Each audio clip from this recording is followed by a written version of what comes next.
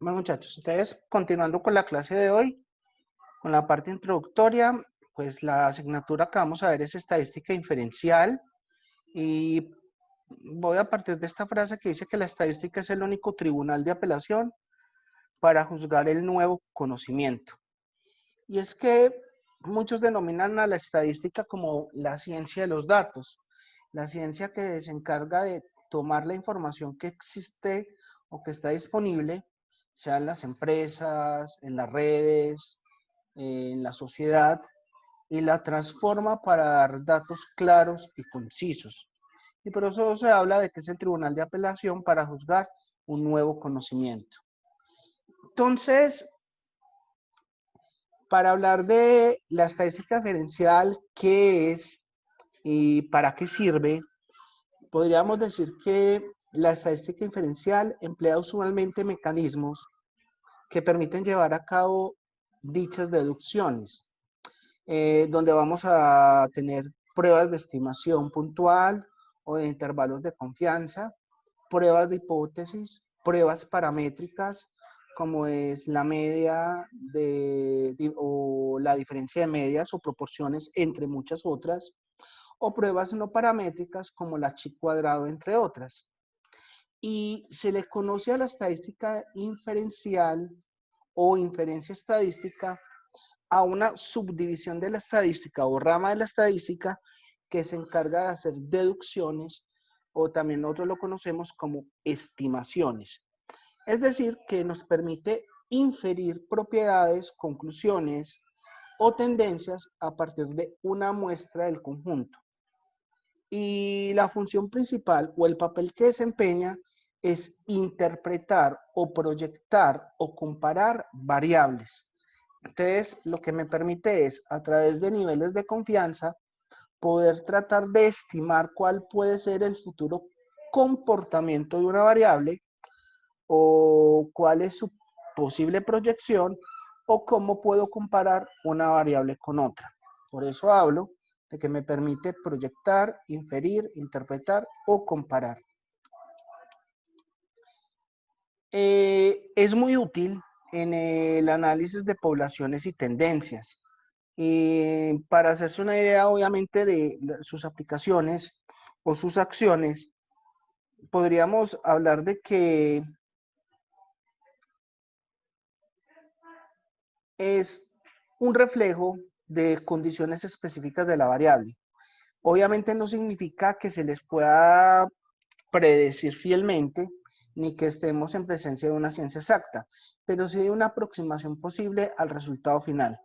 Yo me voy a ir, por ejemplo, al tema que estamos viviendo hoy de la pandemia, y creo que ustedes han oído hablar de la curva. Esa curva que tiene un crecimiento exponencial viene siendo modelado por epidemiólogos, que se podría decir que son los estadísticos del área de la salud, y lo que tratan de hacer es unos estimativos basados en un nivel de confianza de cuál puede ser el comportamiento futuro de dicha variable. En este caso, los casos de infección que tiene, los casos de infección que puede tener o que tiene en este momento el país, un departamento o un municipio. También podríamos tener como aplicaciones de la estadística inferencial, obviamente los sondeos de tendencia de voto, o sea, la intención de voto en unas elecciones.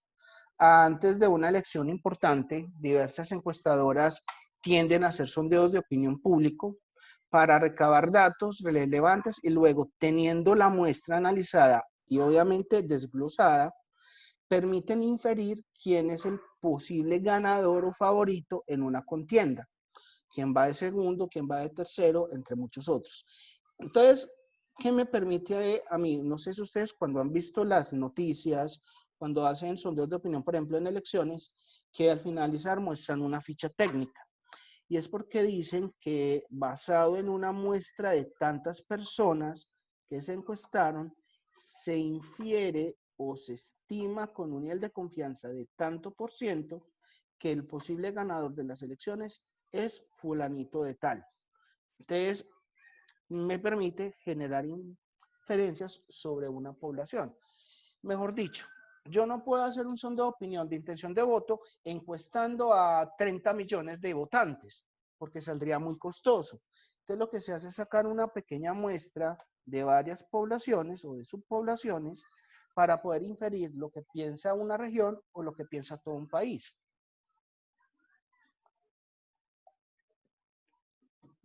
Otra de las aplicaciones que tiene la estadística inferencial es el análisis de mercado, ya que las empresas a menudo contratan otras empresas especializadas en marketing para que analicen sus nichos de mercado a través de diversas herramientas estadísticas y diferenciales como encuestas o focus group o grupo de foco, a partir de las cuales deducir qué producto prefiere la gente y en qué contexto, entre muchos otros.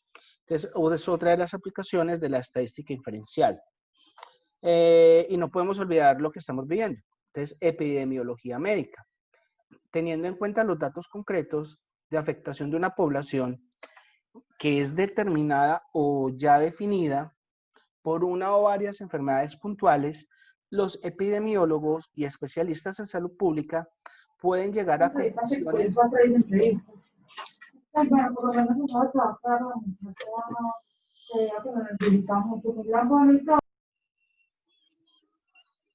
Exacto. Bien.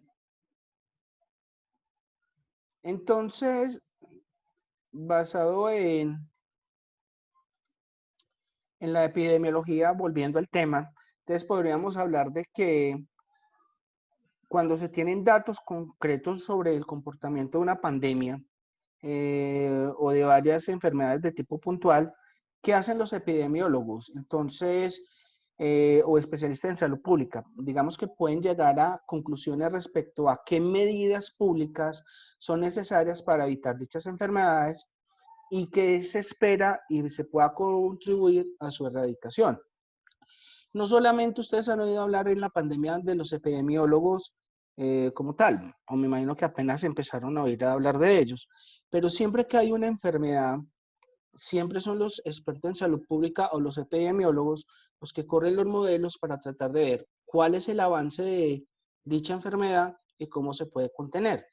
Normalmente se ha hecho con el N1H1 en el pasado, con la fiebre porcina, se ha hecho cuando hay influenza en el país o cuando, por ejemplo, está el dengue, que normalmente es una enfermedad que normalmente en determinados periodos climáticos del país, pues tiende a ascender por la presencia del mosquito. Entonces, a través de modelos se puede predecir o pronosticar cuál puede ser el posible comportamiento de dicha enfermedad o de dicho fenómeno epidemiológico.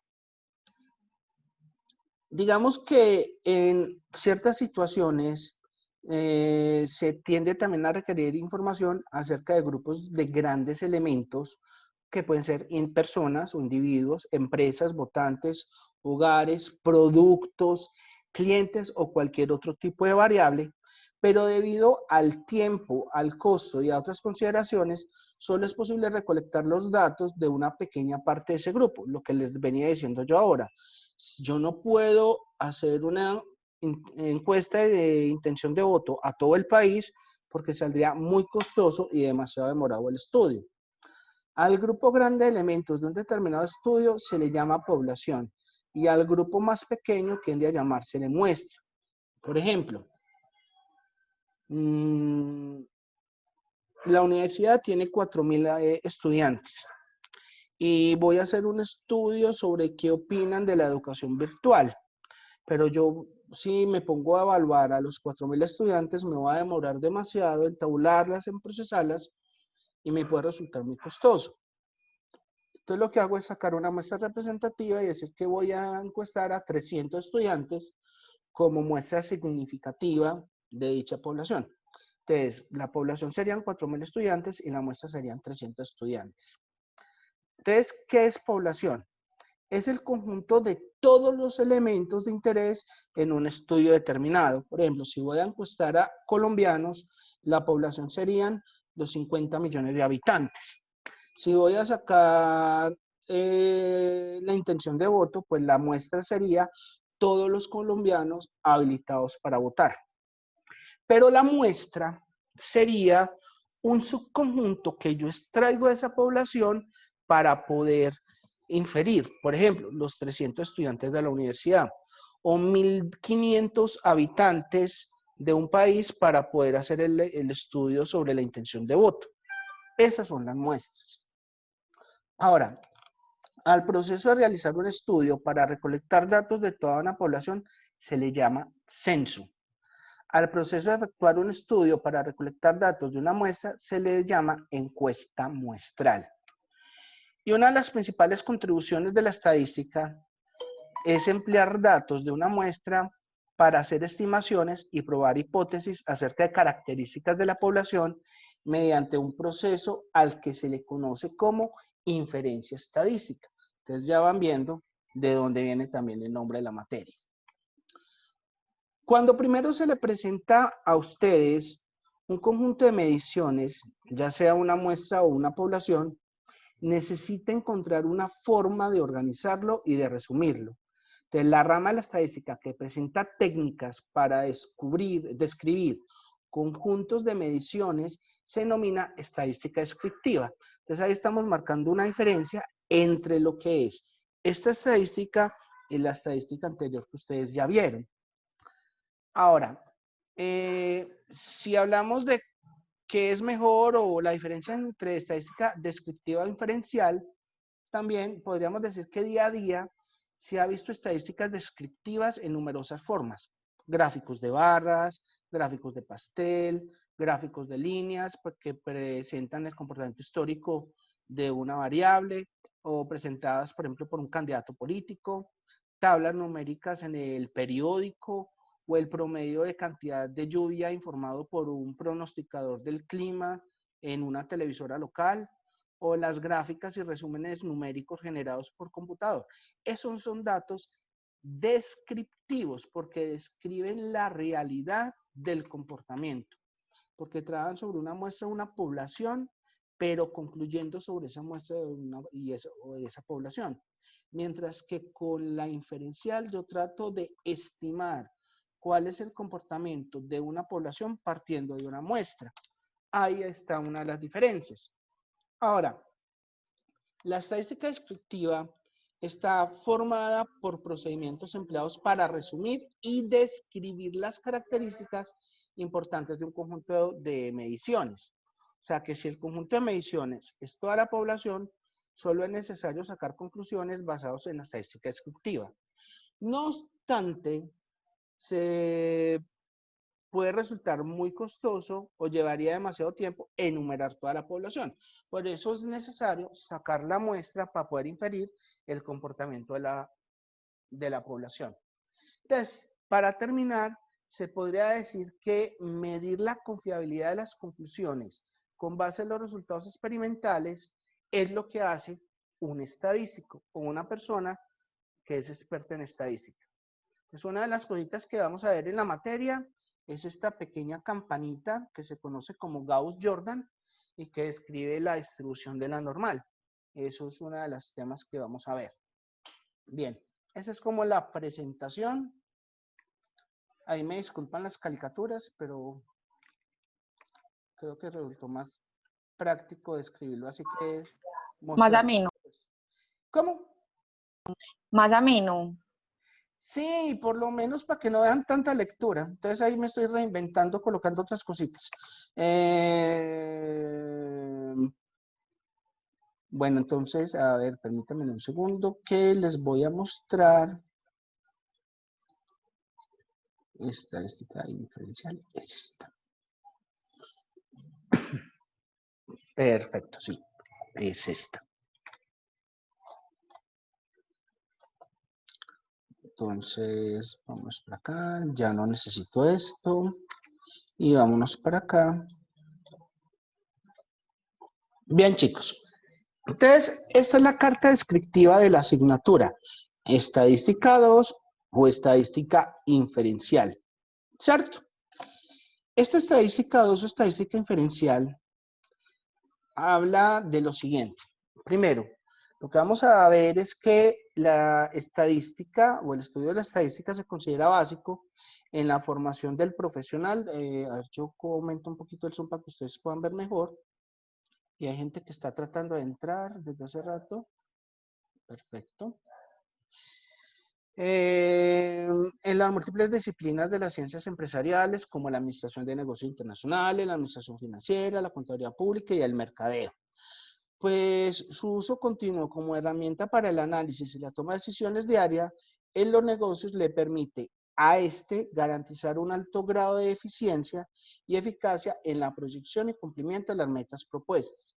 Entonces, cuando hablamos de un curso de estadística 2 o estadística inferencial, ayuda a obtener un mayor grado de eficiencia y confianza en la proyección y cumplimiento de proyectos propuestos debido a que permite realizar inferencias a partir de la información muestral y contribuye también a la toma de decisiones diaria en los negocios, puesto que se pueden describir posibles riesgos, realizar inferencias y modelar situaciones similares para poder comparar y optimizar recursos disponibles. Esa es, digamos, la justificación de la materia. Ahora, ¿cuál es el propósito? Formarlos a ustedes como futuros profesionales con principios de carácter científico y social, concientizándolos a ustedes de la importancia de la estadística, más como una herramienta de apoyo en una investigación en cualquier campo del conocimiento, donde buscamos que proporcionarles los conceptos básicos y herramientas para plantear, ejecutar y analizar resultados para la toma de decisiones en el área de ¿qué? De las ciencias empresariales, que es a los programas a los que ustedes pertenecen, bien sea negocios internacionales, mercadeo, financiera, contaduría, que son los programas de la facultad. ¿Y qué objetivos específicos buscamos? Utilizar apropiadamente la terminología propia de la estadística y su significado. Identificar los modelos de probabilidades básicos, tanto de variables discretas como continuas. Conocer las técnicas de estimación y usarlas para estimar parámetros desconocidos. Utilizar algunas estadísticas para hacer inferencias sobre medias, varianzas y poblaciones. Realizar muestreos aleatorios para estimar medias, proporcionales y varianzas. Construir e interpretar intervalos de confianza para medias, varianzas y proporciones. Utilizar las pruebas de hipótesis para medias y proporciones en la toma de decisiones. Y utilizar la estadística para describir una colección de datos y obtener conclusiones que sean válidas a partir de este. ¿Y qué temas vamos a ver? Sencillo. La primera unidad vamos a hablar de distribuciones de probabilidad, que lo vamos a dividir en probabilidades discretas y la otra continuas. En las discretas vamos a ver la binomial, la Poisson, una aproximación de la binomial a la Poisson y la distribución hipergeométrica. Esas son las probabilidades discretas. Y en las continuas vamos a ver la distribución normal, la distribución exponencial, unas aproximaciones de la normal y el valor esperado y varianza de dichas distribuciones, ¿cierto? Y vamos a tratar de resolver los problemas y ejercicios utilizando el Excel para tratar de ser un poco más prácticos. Diferencia entre una variable discreta y continua para que me la entiendan de una vez, aunque la debieron haber visto también en estadística 1, les refresco la memoria para los que no la vieron conmigo, es que una variable discreta me representa conteo. Ejemplo, un estudiante, 2 estudiantes, 3 estudiantes, 4 estudiantes, etc. Una mesa, 2 mesas, 3 mesas. Una boleta, 2 boletas, 3 boletas. O sea, me implica un conteo, un valor exacto, natural, positivo. Mientras que las distribuciones de probabilidad continua me permiten múltiples valores entre una unidad y otra. Por ejemplo, entre un metro y otro, o sea, entre 1 y 2 metros, pueden haber 1 metro con 10 centímetros, 1 metro con 10 centímetros y 4 milímetros, etc. O sea, hay múltiples valores entre una unidad y otra. O, por ejemplo, los grados de temperatura. Por ejemplo, entre una temperatura de 37 a 38 grados centígrados, puede haber 37.1, 37.11, 37.24, etc. Dependiendo, pues, del nivel de precisión que pueda tener la variable. Entonces, una variable continua permite múltiples valores entre un valor y otro. La segunda unidad es la de muestreo. Entonces, ahí vamos a ver conceptos y limitaciones, aplicaciones al muestreo probabilístico. Vamos a ver el muestreo aleatorio simple, estratificado, sistemático por conglomerados. Vamos a ver lo que es el tamaño de una muestra. Entonces vamos a determinar el concepto de lo que es población y muestra. Lo retomamos nuevamente. Tamaño de muestra para datos cualitativos. Tamaño de muestra cuando se conoce una desviación o cuando se desconoce una desviación. Tamaño de muestra para la proporción y obviamente el tamaño de muestra para un muestreo estratificado. Y de ahí empezamos el tema de la inferencia, donde vemos las distribuciones muestrales, donde vamos a ver distribución muestral para medias, para proporciones, diferencias de medias. Vamos a ver el teorema central del límite y distribución muestral entre dos medias muestrales. Intervalos de confianza para, obviamente, nuevamente, desviación conocida, desconocida y para proporciones. Y rematamos con pruebas de hipótesis, que vamos a ver lo que es errores tipo 1 y 2, valores críticos y zonas de rechazo, prueba de una cola o de dos colas, el p-valued o valor p, y obviamente lo que es la potencia de una prueba para pruebas de hipótesis. Ese es el contenido de la materia. ¿Qué pregunta problematizadora manejamos? Es, ¿cómo se pueden interpretar adecuadamente los resultados obtenidos luego de aplicar los diferentes métodos probabilísticos de estimación, de inferencia, que permitan tomar decisiones a nivel administrativo? Esa va a ser nuestra meta a perseguir y resolver durante todo el semestre. Entonces, esa es la materia. Las estrategias evaluativas vienen normales, pues obviamente serían desarrollo de talleres en grupo, prácticos en sala de cómputo, pues esto está diseñado para una clase presencial, pero vamos a tratar de replicarlo de igual manera. En vez de salas de cómputo, ustedes van a contar con el Excel, exposiciones de trabajo independiente. Entonces, para eso vamos a tener el taller y lo que es la consulta. Las clases magistrales que van a estar a cargo mío, pues por las sesiones que vamos a hacer en Zoom. Aplicaciones de herramientas estadísticas en diferentes campos del conocimiento. Yo voy a tratar de llevar un texto guía que es el de estadística para los negocios de Anderson. Ahorita les muestro en qué parte de la biblioteca de la universidad está. Creo que ya lo habilitaron, creo que sí. Ahorita vemos. Y otras cosas. Y obviamente en el proceso de evaluación, pues la idea es un parcial del 20, un final del 20 y obviamente un seguimiento que es del 60%. Normalmente estos son los textos que se recomiendan para la materia, pero el texto guía que vamos a usar es este de acá, que se llama Estadística para Negocios y Economía, perdón, Estadística para Administración, se me perdió.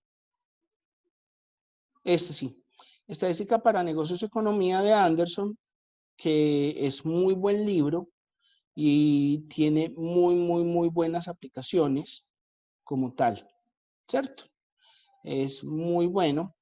Miren que está en la biblioteca de la universidad, en la parte virtual, Estadística para Negocios y Economía, está en la 13ª versión, es la más actualizada, es muy bueno. Este otro también, Estadística aplicada a los negocios de la economía de Douglas, también puede ser muy bueno, pero digamos que el que más me va a basar es este.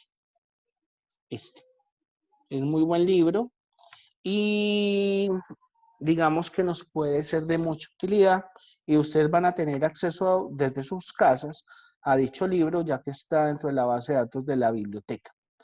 De por sí hagamos la validación de una vez. Permítanme un segundo. Voy a entrar a la página de la biblioteca. Vamos a ver si de pronto sí está. Biblioteca, recursos bibliográficos, a ver si ya la habilitaron. Ayer está deshabilitado. Sí, ya está habilitado. Aquí está, acceder.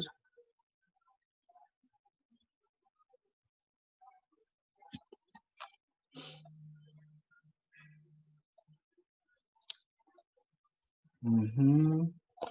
Entonces, ustedes lo van a ubicar, pues obviamente hay muchos catálogos, hay de Ecoediciones, ProColombia, Latinao, Colombia Aprende, Business School, la Universidad Complutense de Madrid, o Biblioteca Digital Mundial, acá, creo que es este, Cengage, o en ebooks también lo podemos encontrar más rápido.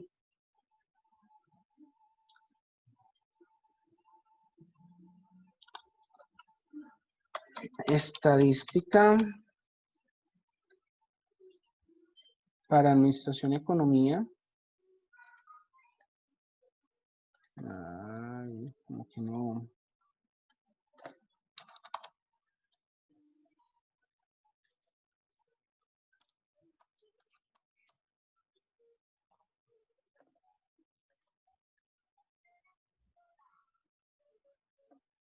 Los resultados, creo que me metí a la pasato equivocada, creo que es de Cengage, entonces.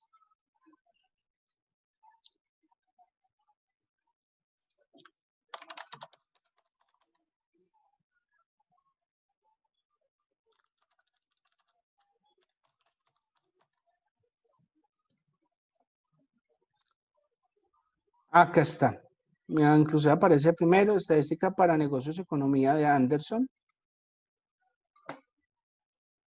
Este es el libro. Y como pueden ver, es un libro muy completo.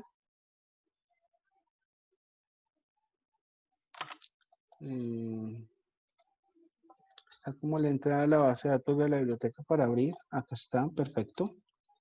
Entonces arranca con sus capítulos. Acá está todo el tema de la primera parte, que empieza pues con su estadística básica de lo que son los datos, fuentes de datos, etcétera. Me gusta mucho esta versión porque empieza con los temas de Big Data y minería de datos. Es algo que es novedoso y aplicativo a las, como tal.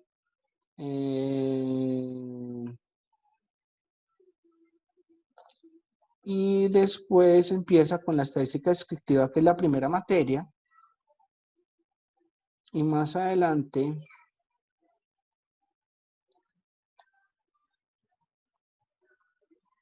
introducción a las probabilidades. Y luego de la introducción a las probabilidades empieza lo nuestro a partir del capítulo 5. Distribuciones discretas de probabilidad, y están todas, pues obviamente la que es una variable aleatoria, el desarrollo de las distribuciones, empieza con la Poisson, termina con la hipergeométrica y luego sigue con todo el tema de lo que son las distribuciones continuas como la normal, la uniforme, etc. Y así va enfocando cada uno de los temas. Entonces, les recomiendo ese libro, es un buen libro y creo que de ahí podemos sacar muy buenas cosas para el desarrollo de la materia. Bueno.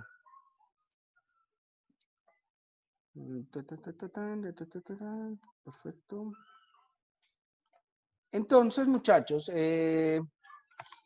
les propongo algo.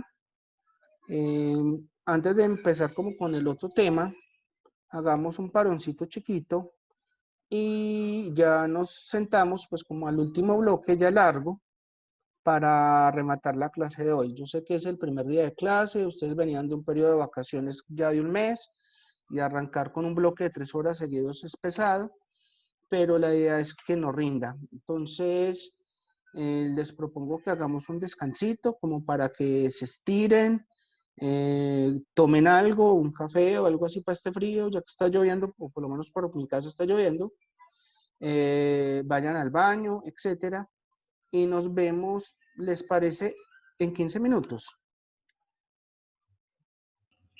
Vale, profe, no hay problema.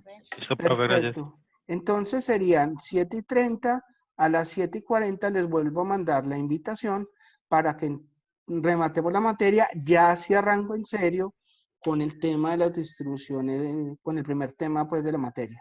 ¿Listo? Nos vemos entonces, chicos. Listo, gracias. Chao. Profe, gracias.